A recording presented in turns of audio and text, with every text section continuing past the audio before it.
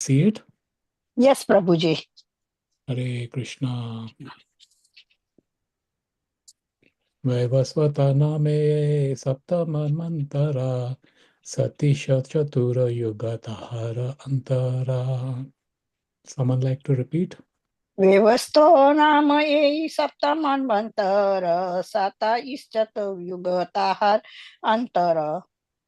Vaivasata nama saptamanmantara satisha chatura yugatahara antara.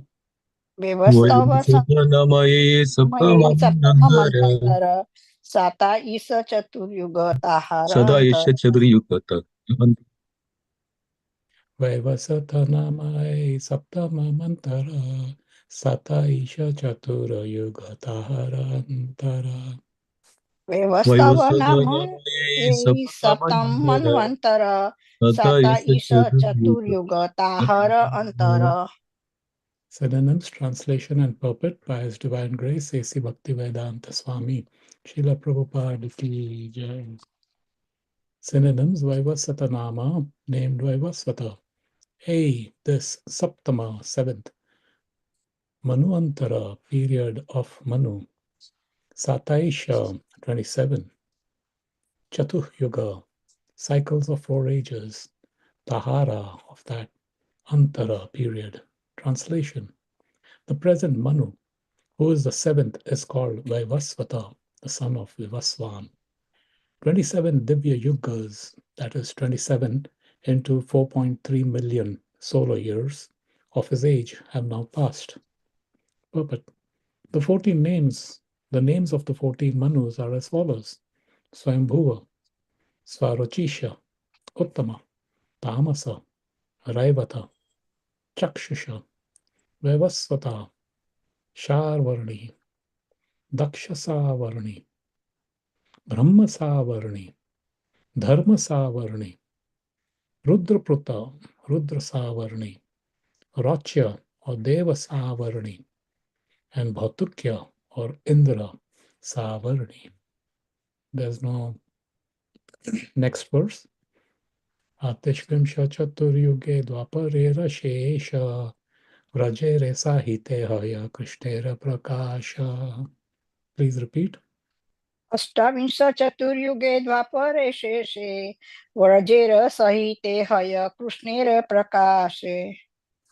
Ashtavimsha Chaturyuge Dwaparera Seshe Vrajera Sahite Haya Krishnere Prakashe. अष्टाविंश चतुर्युगे द्वापरे शेषे व्रजेर सहिते हय कृष्णेर प्रकाशे. Ashtavamsha Chaturyuge Dwaparera Sheshe Vrajera Sahite Haya Krishnera Prakashe. अष्टाविंश चतुर्युगे द्वापरे शेषे व्रजेर सहिते हय कृष्णेर प्रकाशे. Synonyms, translation, purport. Ashtavamsha, 28th, Chaturyuge in the cycle of 4 ages, Dwaparera of the Dwapara Yuga Sheshe. At the end, Vrajera Sahite, along with Vraja, Haya is Krishnera of Lord Krishna, Prakashe, manifestation. Translation. At the end of the Dwapar Yuga of 28th Divya Yuga, Lord Krishna appears on earth with full paraphernalia of his eternal Vrajadham. Purport. Now is the term of Vaivasvata Manu, during which Lord Chaitanya appears. First, Lord Krishna appears at the close of the Dwapar Yuga of the 28th Divya Yuga, and then Lord Chaitanya appears in the Kali Yuga of the same Divya Yuga. Lord Krishna and Lord Chaitanya appear once in each day of Brahma, or once in 14 Manvantaras, each of 71 in Divya Yugas in duration. From the beginning of Brahma's day, 4.32 billion years, 6 Manus appear and disappear before Lord Krishna appears. Thus, 1.95320 billion years of day of Brahma elapse before the appearance of Lord Krishna. This is an astronomical calculation according to solar years. Yeah. Hare Krishna.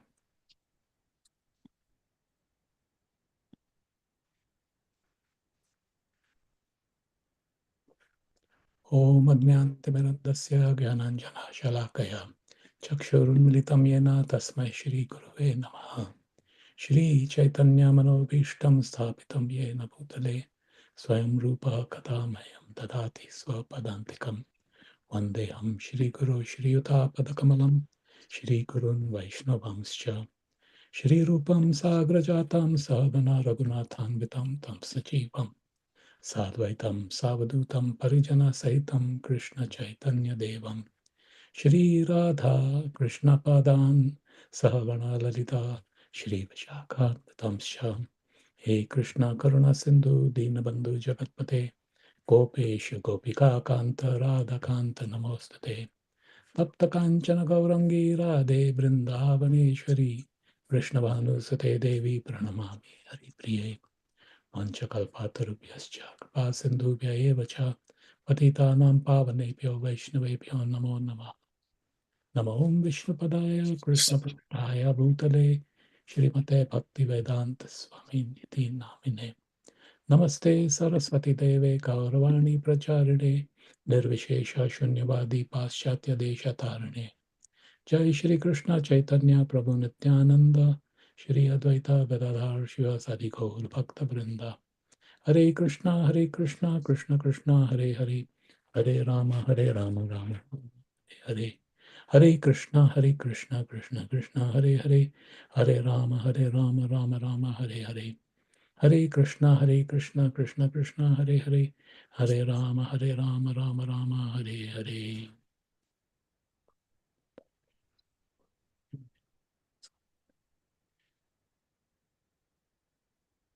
Hare Krishna, dear devotees. So, today we will discuss text 9 and 10 of the third chapter of Adi Lila, which is the external reason of Lord Chaitanya Mahaprabhu. Why does he come here? So, Caitanya Caritamrita is a very detailed study of Mahaprabhu's, you can say it's Mahaprabhu's official biography. So it has a lot of detail and very systematically it progresses. So first it establishes the divinity, the tattva of Mahaprabhu and his associates, the Pancha Tattva, who they are. Shri Krishna Chaitanya, Prabhu Nityananda, Shri Advaita, Gadadhar, and Shrivas Prabhu. So that is first established who they are. And the reason why it is established is so that whatever we're reading further on, we understand with awe and reverence and not just look at this as the autobiography of someone, an ordinary mortal. So, this is the autobiography of God, of Swayam Bhagwan. So, who he is established early on. So, typically, if you read autobiographies of famous people, it starts from their childhood, who their parents were, maybe even the family history, etc. So, we get a sense of them. Over here, he is Krishnadas Kaviraj Goswami, is telling us the tattva, the absolute fact of who he is. And what this means to us is that when we read Chaitanya Charitamrita, when we listen to Chaitanya Charitamrita, or for the matter of fact, any, even Bhagavatam, Bhagavad Gita, any literature that is in pursuance of the divine, we should not take it casually like we are reading a novel or we are listening to some, podcast or something like that. So the idea is to listen to it attentively with reverence. And when that attention and reverence comes into play, that's when the understanding gets to be deeper. As they say, right? Krishna is Janardhan Bhavagrahi. So, what does this mean? Is Krishna reciprocates according to our how much we want to get ourselves, how much we want to indulge, how much we want to connect, how much we want to interact with Him. What is the feeling? What is our intent behind it? If we do it casually, our understanding is going to be casual. If we do it seriously, then Krishna also takes us seriously. That's why Prabhupada has said study my books, study my books. So all these books, literatures, etc., when we are listening to it, let it not be like a frivolous exercise. Hare Krishna. So, dear devotees, yeah, a minute.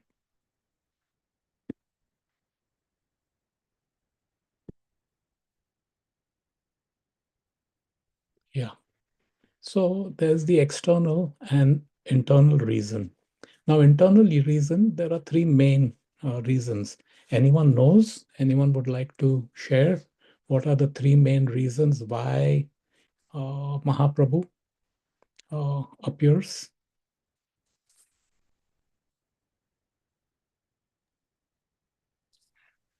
Feel free the Advaita Acharya's prayer. Okay, but the internal, yes, okay.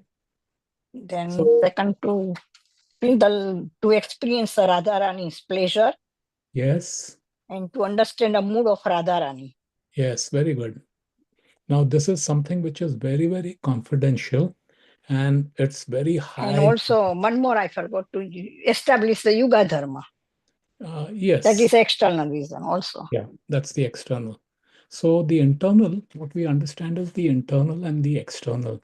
So for the internal, we only get a surface understanding. But to really, really have that realization of why Krishna comes himself as Chaitanya Mahaprabhu is an extremely advanced subject. So to understand what is it in him that gives Radharani so much pleasure, then he also wants to experience, he wants to taste that rasa, that mellow. So this is very, very advanced. We can make words and we can understand these sentences, but actually to go to the depth of it, it will require a lot of purity. But okay, because of the mercy of the acharyas, the parampara, we have some glimpse into this. So the other reason is the external, which we would be able to relate to closely, more closely. And what is this external reason why Krishna comes as Mahaprabhu? Is, this Kali Yuga is a very degraded condition. And almost all of us, just a few, maybe handful of souls who are really very pure or on the path of getting purified.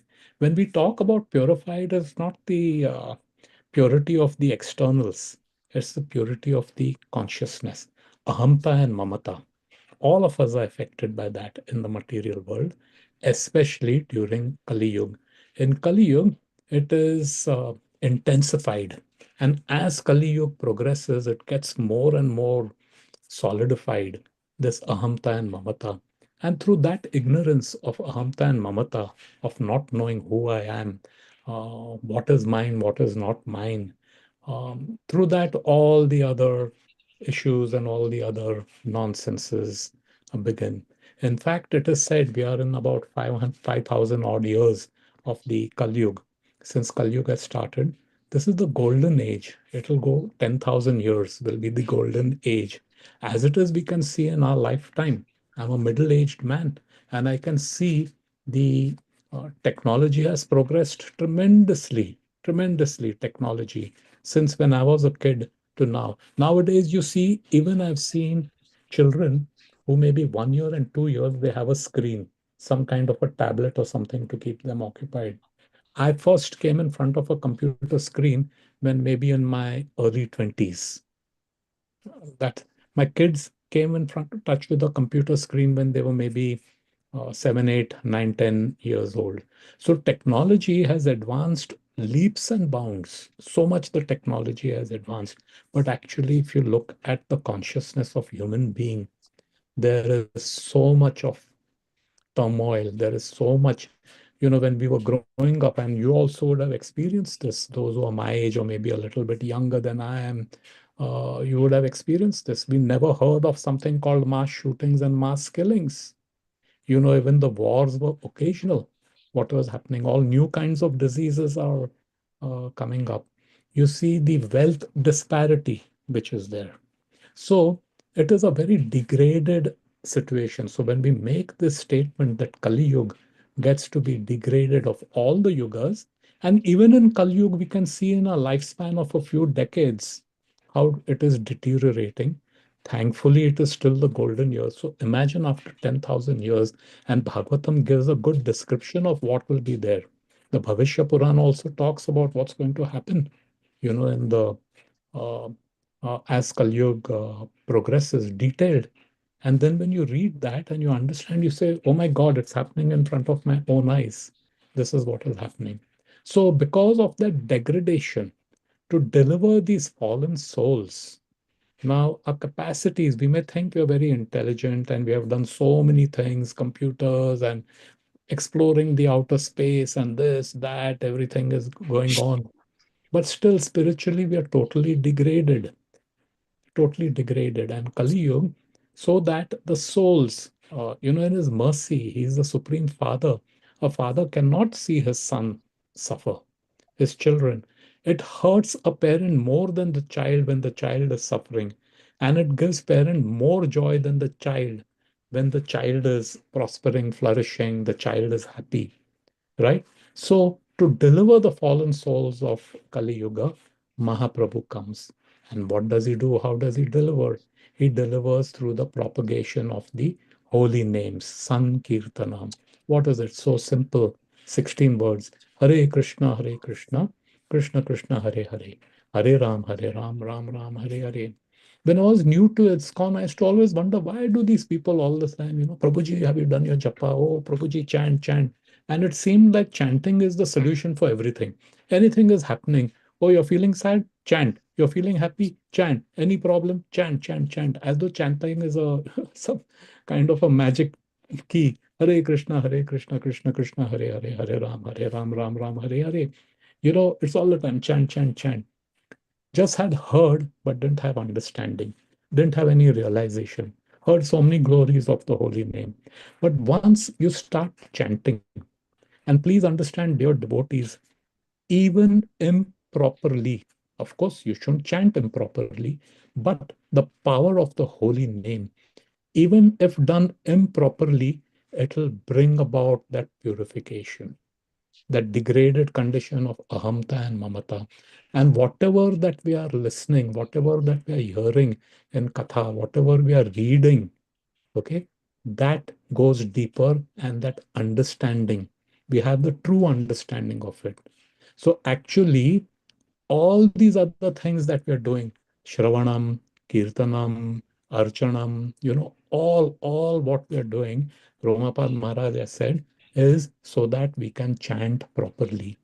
And just by chanting, this is the Yuga Dharma, just by chanting the Maha Mantra, dear devotees, everything can be taken care of literally, not just saying it as words. It is not a marketing gimmick. It is not a marketing gimmick or anything. It literally, and those who chant, take a commitment to chant. Recently, we had the vows, correct? Gaur Purnima went by. Whether you do one round, whether you do 16 rounds, or you're doing more, doesn't matter. You make that commitment that no matter what, I will do the japa. I will chant. I will chant my japa. I will chant in kirtan. I will do sankirtan. I will participate whenever there's that opportunity. Then we can see the progress for ourselves. As they say, the proof of the pudding lies in eating. Someone may tell you, oh, this pudding is so tasty. It is the best you had in the world. But until and unless you actually do not taste it, these are just words. So he came here to propagate this Sankirtana movement, and also what it means to practice Bhakti Yoga. Bhakti Yoga, yoga means, you already know, dear devotees, it's to connect the union, yuj, correct? Connect what? Connect our consciousness with the supreme, right? That is what yoga, and there are different methods, like they say, different strokes for different folks. There are different mechanisms of how you can do this connection. But the easiest and the simplest way is bhakti yoga, and the most practical way, the easiest, most practical way is bhakti yoga, and the results are very tangible, very tangible. It's almost instantaneous. As I said before, Krishna reciprocates to the level with which we approach him. You do it casually, you'll get casual results. You do it seriously, you will get serious result, guaranteed. And they also give that example, right? You want to reach right on top, you can either take the stairs or you can take an elevator. So, how to do that? How to practice bhakti yoga? Correct? And of course, there are the predictions in the Shastra in Bhagavad Gita, yada yada hi dharmasya, wherever there is, excuse me, a decline in religious practices, and whenever irreligion is on the rise, that's the time when I descend. So that's when he comes. And then here, of course, we come to, once knowing this, the external, this is an overview, dear devotees. Then we come now specifically to today's verses of 3.9 and 10. Okay. So what it's talking over here is that Manu and their timelines. Now, if you see all these calculation, all these numbers, actually, when I had to read the number and say it is, so many billion and all, I had to stop and actually count how many digits are there. So, okay, 10 to the power of 9. That means there'll be 10, one followed by 9 zeros is billion. If it is 11, means it is 10 billion. If it is 12, it is 100 billion, and so forth, right? So, so many years, it is mind-boggling. So what we can appreciate from here is the science behind spirituality. Spirituality is not emotional. Spirituality is not speculation. We may not understand it, so it's very easy for us to say, oh, these are just mythology. No, dear devotees, the amount of information which is there in the Sanatan Shastras is mind-boggling. I mean, people are doing physics, people are doing now at the what they call the quantum level. Uh, um, there is one saying, and I think it was Niels Bohr, a very, very famous physicist.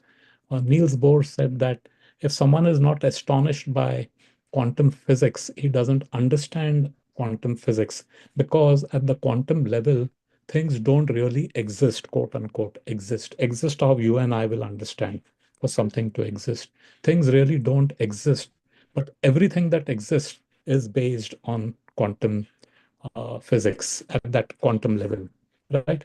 Things that make the particles at that level. And the laws of physics don't really work over there. So you have, very intelligent people who have spent lifetimes trying to study this, who have spent lifetime. And here we have access to that science and more, much more than what quantum physics is there. Even if we look at the time scale, the time the sunlight takes to cross one atom, what is an atom? What is the size of an atom? To that minute level it goes. And this is not now. Quantum physics may be, I don't know, 50, 100 years. It's very recent. This goes back to since ever this knowledge is there.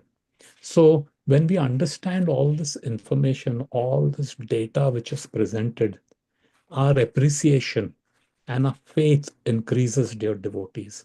So these are just not some numbers which have been picked up. So if you actually do the math, everything will add up. Math is not speculation. Math is not perception. Oh, I think it is like this. I think 2 plus 2 must be 4. No, 2 plus 2 is 4. So if you look at all this information and these vast time scales, and if we really can pursue it, then our faith increases. Oh, we are not just blindly following something. That is number one. So here, what it talks about is that there is Manvantara, correct? And there are 14 Manvantaras, and each one is ruled by a different Manu. So there is a Kalpa. Kalpa is a day of Brahma. Brahma lives for, I forget the number, maybe someone can help me, 311 trillion years. And Yes. huh? Yes, Prabhuji. You are Yeah. right. So think about this, 311 trillion years. 311,000 billion years. And what is our life? Our life maximum, 70, 80, 90, maybe 100. It's not even a fraction of a time in Brahma's scale. Now we'll say, oh, 311, this must be just fantasy and someone has cooked it up. But in our human life, there are actually organisms whose entire 100 years is within 24 hours of us. So we are Brahma to them.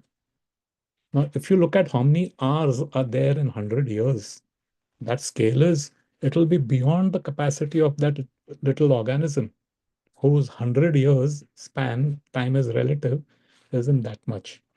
Now, think about this. This is Brahma, who is the uh, most longevity, is what Brahma has, correct? He has those 300 trillion, 311 trillion years.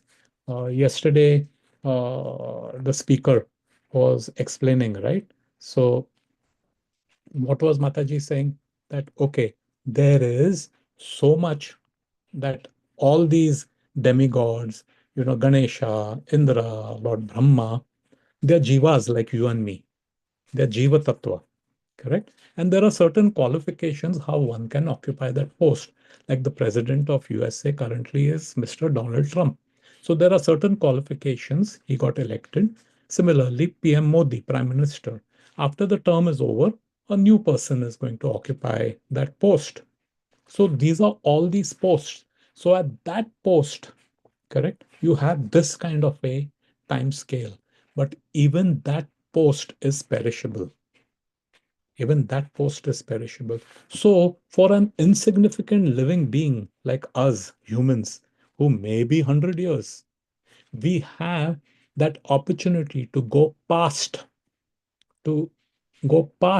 even 311 trillion years and be eternal, deathless, no death. So here the calculations are given of this Manvantara. And then it talks about, it dovetails. Once we get all this data, it comes into when Krishna appears. Correct? Krishna comes in the 28th Divya Yuga. One Divya Yuga has these four yugas: Satyug, Treta, Dwapar, and Kalyug. 4.32 million years. Correct? That is what is one Divya Yuga. So when 28 of these pass at the end of Dwapar Yuga, towards the end of Dwapar Yuga, that is when Krishna himself, Swayam Bhagwan, not an avatar, himself from his spiritual kingdom, he comes here to Mother Earth. And he comes with his entire paraphernalia. So Krishna comes, and when he comes, he chooses to come in the holy land of Vrindavan, what we call the earth Vrindavan. There is another Goloka Vrindavan. This is the Bhauma, earth Vrindavan, the physical place near Delhi, right? So that's where he comes, Krishna himself. And he came just a few thousand years ago. He comes in his original form, Swayam Bhagwan, okay? Not an expansion, not an avatar. Swayam Bhagwan comes. And of course, please understand, wherever there's Krishna, Krishna is never alone. Never alone. Krishna is always accompanied. He's always accompanied by his associates, right? So he brings his entire dham over here. So his mother, his parents, the elders, the gopas, the sakhis, and the cows, and all the paraphernalia, everything comes with him. Hare Krishna. So when we understand what is the significance of all this, correct? What is the significance of Manu in this entire cosmic plan? So what we can understand, the question is why Krishna comes in 28th? Why doesn't he come in 29th? Or why doesn't he come every 3 years or three Divya Yugas? So many questions one may have. Why is that he comes only at this particular time? Because that's how he desires it. People say, Arey Bhagwan ka marzi, in casual speaking, those of you who know Hindi, the will of the Lord. Something you can't explain, oh, it is the will of the Lord. So his will is independent. We have the free choice, but whatever choice we make is dependent on so many other factors. factors that we can control, and there are factors which are out of our control. But for Krishna, it is nothing like that. So when there is this certain thing, there is an order. There is an order. Everything is ordered. There's nothing random. If we don't understand it, we say random. And because of this lack of understanding, this ignorance, we say, how this creation came into being is because there was a big bang. And out of this big bang, all these beautiful things happened over a period of time. That is what has happened.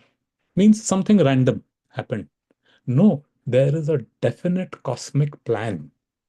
And what is that Manu's significance of Manu? Why do you have these Manvantaras? Why are there so many Manus? Correct? And each person's name, what is his genealogy, who his parents were, what everything is detailed. Everything is detailed. So, what Manus do is, at a high level, they play a key role in preserving whatever is the Vedic knowledge and Dharma across different ages. So every time that yuga is over, correct, the Manu plays a key role. And what he does is, along with various demigods, I have a question, dear devotees. We had asked this to our Sunday school children. What is a demigod? Can someone please explain what is a demigod? We hear this word very often. Demigod, demigod, supreme personality of Godhead. Can someone please share what their understanding is of a demigod? Don't worry, right answer, wrong answer. Demigods are the representative of the Supreme Lord of Personality, Godhead. They Good, represent or they help them out in their work. very good. Yes, yes, good answer. Like CEO of a company, and then he'll have a CFO, he'll have a chief operating officer, he'll have a chief product office, HR, this, that, people who are in charge of different departments. Correct? So same way, what demigod means actually, I first time heard the word demigod after coming into ISKCON reading Prabhupada's books. So demigod actually means, the English word for demigod means God like God, but he's not God. Please understand, demigods are God-like, but he's not God. People, out of sentiment or ignorance, worship demigods as though they're God themselves. Now, of course, when they speak, there's the word Bhagwan. Bhagwan means only Krishna, right? And his avatars, expansions. That is Bhagwan, right? But people also out of, Bhagwan is someone who is has all the opulences, Bhaga, the owner or the possessor of all these opulences. So maybe there is someone who has certain opulence in a great quantity, can be referred to as Bhagwan. But people worship demigods as though they are the whole and soul. And out of this misunderstanding, they'll worship Lord Shiva as Swayam Bhagwan. They worship Lord Ganesha as Swayam Bhagwan. This is very upsetting to them because they are great devotees of the Lord. Imagine those of you who are initiated. Those of you who are initiated, correct? You're made to sit on the same platform as your Guru Maharaj, and you're being offered worship, and your Guru Maharaj is ignored. How would that make you feel? So, the demigods, of course, the demigods are also fallible, but all the same, they are far, far superior to all of us. So, we cannot, oh, I'm on the path of worshipping Krishna directly, so I'll, keep them aside. We have to respect them. They are Vaishnavas. We cannot be criticizing them. But at the same time, we cannot be worshipping them. You respect them, have a lot of reverence to them. And if at all we are praying to them, please pray which will make them happy. Please pray to Lord Ganpati, who's Vignesha. Please pray to Lord Ganesha. Remove all these obstacles on the path of my sadhana so that I can become more serious in my bhakti. Pray to him for that. Shiva, Ashutosh, very easily praised. All we ask is for material things. Ask for something which is spiritual. It will make them happy. Hare Krishna. So, with the help of all these demigods, correct, they establish dharma. across different ages. Hare Krishna. So we come now, dear devotees, to how does this, all this information, all this intelligence, all so much knowledge, the details which are there, how does this relate to our sadhana bhakti? All of us are sadhakas. Sadhaka means a practitioner. And the beauty of sadhana bhakti is there is no end to it. We may be at different levels. At a broad level, there's the Kanishta, Madhyam, and Uttama Adhikari. So even at the time of as you get more and more, the purity in consciousness gets more and more elevated to the time you reach even at Prema Bhakti. Sadhana doesn't stop. The practices do not stop. Of course, rituals and all these things, are not necessary. We are listening to the morning Bhagavatam, right? Lord Shiva has nothing to do with the social etiquettes. He's a pure devotee. He's the greatest Vaishnava. He doesn't have all these social relations to, a person doesn't. Of course, if you're not at that level of purity, we need to maintain. We need to maintain social ties. We need to maintain professional ties. There are so many do's, don'ts, etiquette to follow, etc., etc., etc. But it's like a rocket. So if you see a rocket when it is going in space, it's breaking free from the gravity, the pull of gravity of Earth. A lot of power, a lot of fire is there, explosions which are happening. So it has so many stages, the rocket. So as it is going higher and higher, correct? All those things are falling aside. It doesn't need it anymore. So similarly, here we have all our etiquette, we have all our customs, we have all the do's and don'ts, regulations, etc. It takes us, purifies us, purifies us. And then the social etiquette and whatever is material related, which we need to maintain, all fall by the wayside. But this sadhana, the practice, remains with us forever. Currently, we have to do it as a discipline. We do deity worship as a discipline. Slowly, the love develops. Initially, it is through discipline. Japa is through discipline. I've taken a vow. So it's discipline. I don't feel like doing it, but still I'll do it. So it is a discipline. Then, as it progresses, the purity, consciousness gets elevated. Then, instead of I have to do it, I love to do it. Mahatma Prabhu says, if you chant to love, you will love to chant. How beautiful, what a beautiful and powerful statement he has made. We sit down to chant to finish our rounds, but if we chant to love, out of love I'm chanting, then we will love to chant. So that chanting never ends, it is eternal. Hare Krishna. Then the other thing is all this information is we will, it makes us seek Krishna's Vrindavan, Goloka. That's what it is. Hare Krishna. And of course, we always follow the footsteps of the Mahajan. Whoever is a great Vaishnav, there is the Guru Parampara, those who are initiated have their Guru Devs, the Guru Varga, the Srila Prabhupada, the Guru Parampara. You always follow. Why? Foolproof, safe, no need of any speculation, no trial and error, sure shot guaranteed result method. So following in the footsteps of what the Manus, what the Rishis, what the Guru Varga, Parampara, Acharyas, what they have given us, then uh, that is a guarantee. That is a guarantee. Hare Krishna. So when we bring, our bhakti, our sadhana, you can actually see how it is all part of this cosmic arrangement. Of course, it is not our endeavor which has brought us into uh, uh, the path of spirituality. It is not that I did this, therefore I'm like that. No, it is causeless. It is someone's mercy, some Vaishnava, somewhere, somehow, previous life, this life doesn't matter. And the important thing is now that we are here, doesn't matter, dear devotees, what state we are in, who we are, what we have done, what we haven't done, what we are doing, what we are not doing. Please continue the sadhana. That's it. Just continue, no matter. And we will definitely make progress.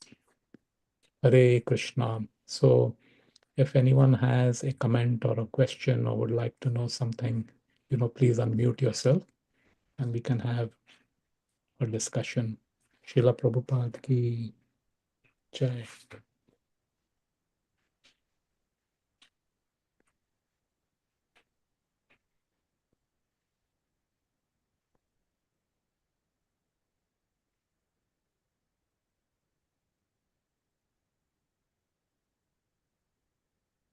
Hare Krishna Prabhuji, nice class. You have explained very clearly. So I don't have any question. It's very clear. Hare Krishna. So let me ask you all questions. You don't have questions. Sure. And I'll ask the questions which you were asking the Sunday school children. What is the meaning of Godhead? Meaning of Godhead. We say back to Godhead. That is a Vrajdama or a Golaka. No.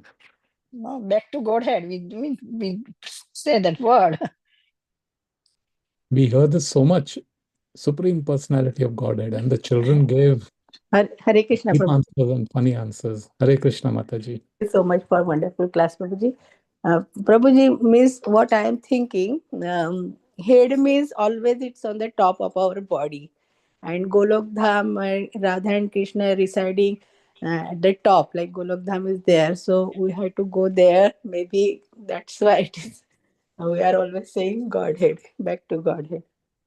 Yeah, but back to Godhead means what? What is Godhead? That word, Godhead. So Going back the, home.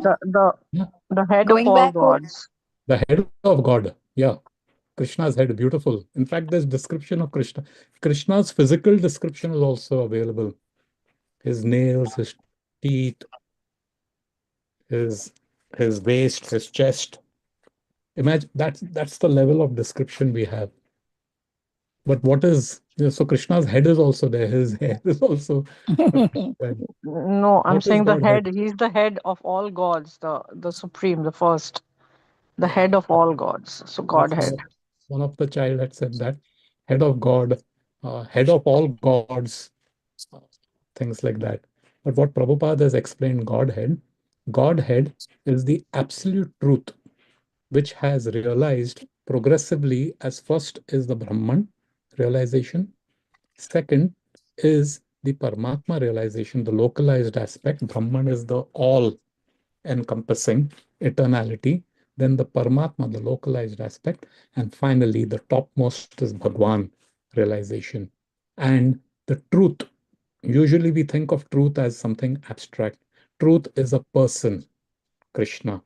So that is called Godhead, the source, the fountainhead of everything, Godhead.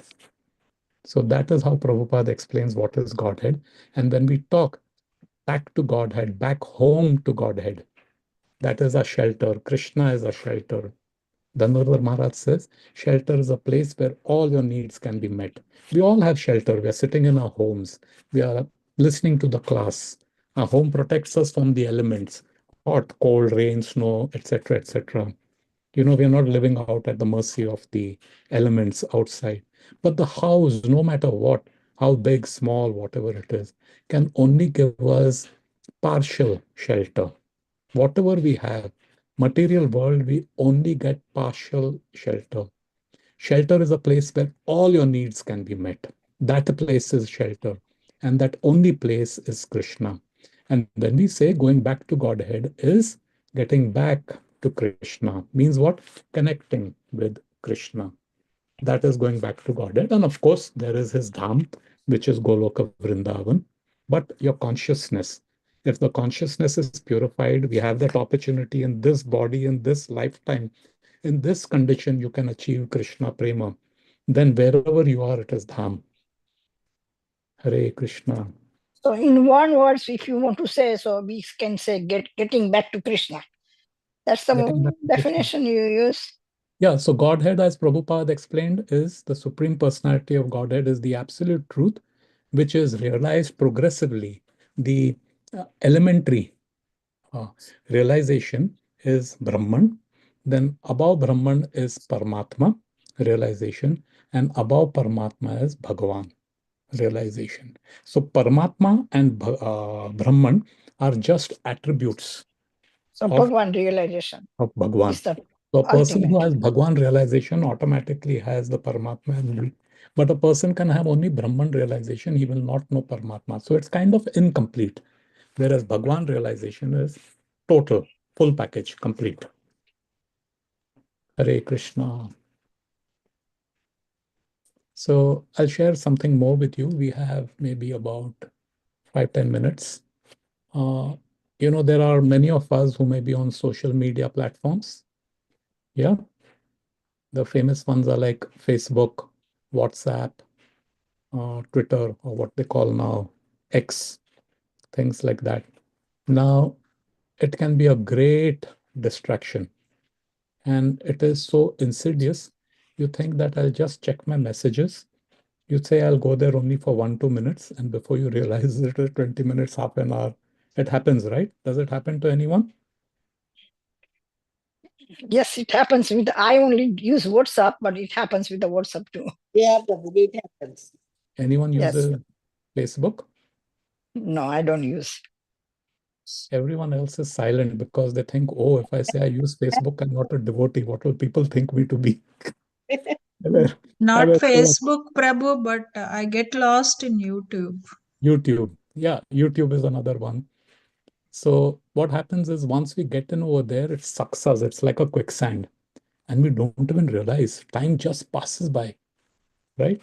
So there is one way of how you can change this challenge into an opportunity and which will help us. These are all practical tips. If you are on Facebook, do one thing. Make friends with devotees and you have Facebook pages. So there are so many pages about Srila Prabhupada, bona fide. There are so many Guru Vargas. I was telling Simeshwar Prabhu at the start of the class. Then what happens is Facebook algorithm, correct? It will start sending you posts which are related to spirituality and you get to learn. So the moment you get into Facebook, instead of all the faltu stuff which is going on, all nonsensical stuff you'll find over there. What will happen is your feed gets to be more and more and more of devotional items. So Loknath Swami, please join Loknath Swami page. Please join all the ISKCON people whom you know. They have pages. Just start subscribing. There is a page called I forget the name, Prasadarian. All recipes of bhoga to Prasad. Krishna. And so what is happening is, of course, we have that tendency. So rather than getting sucked, our consciousness and attention going into all these material nonsensical things, which won't do anything for us. It's only detrimental. At least over here, we are getting some connection with spirituality, some learning happens. And same way with Twitter, because all these systems have algorithms that based on your viewing pattern, it makes suggestions and it keeps churning those things out. Hare Krishna. I have in my school group, right? I have a school group WhatsApp. I have a college WhatsApp group. I have a family WhatsApp group. There's so many. There are all these groups which go on. And then what is going on over there is all nonsense, literally. People will send you good morning message with some flowers and something, and that same thing you'll get it in 5, 6 different groups which come over there.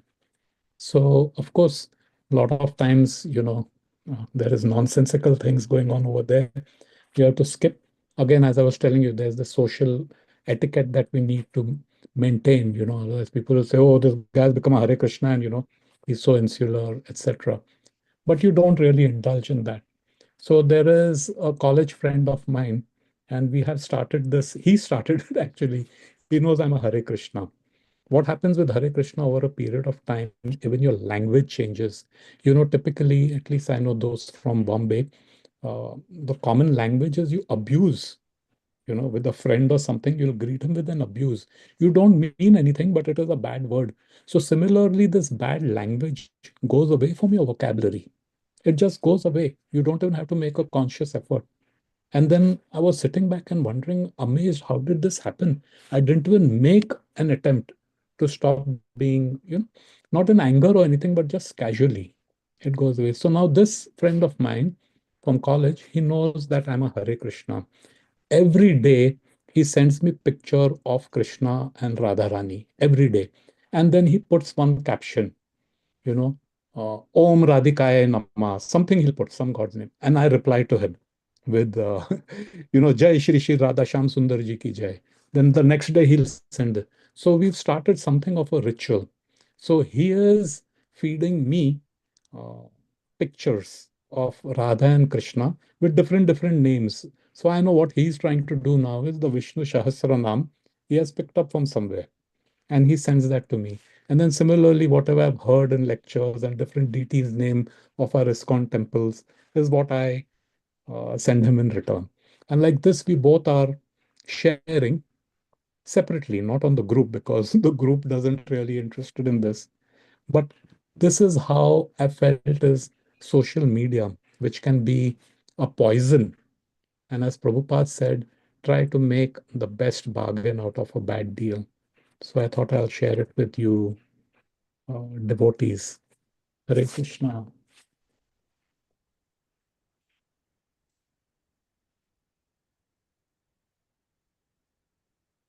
Very good. We can bring it to a close. It's a little early. It's 7:56. Simeshwar Prabhu. I know Simeshwar Prabhu gets engaged with his home deity services. Must be resting them.